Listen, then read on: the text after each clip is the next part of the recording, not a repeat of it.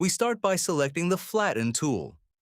The software automatically applies smart nesting, arranging every single part onto a sheet with a consistent spacing of approximately 2 millimeters between components. Scrolling down to the plate size section, you can define your sheet dimensions.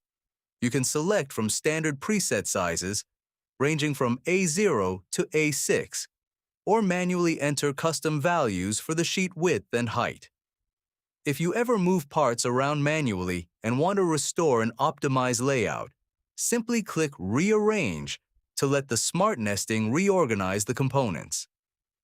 We slightly adjust the position of the part labels, moving them away from any inner cutouts so they don't overlap in your laser software.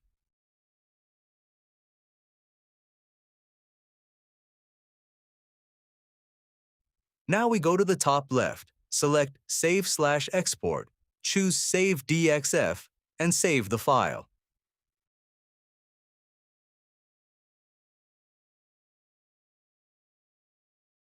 When we open the DXF file in our laser software, we can see that the color scheme has been assigned correctly. Blue represents the outer contours, red is used for inner cutouts and openings, and green indicates engravings. Please note that inside JoinWorks, engravings are displayed in black for better visibility on screen, but in the DXF file, they are exported as green. For your kerf compensation in the laser software, set a positive kerf offset value for the blue outer contours. For the red inner cutouts, set a negative kerf offset value. Adjusted, of course, according to your specific material type and thickness.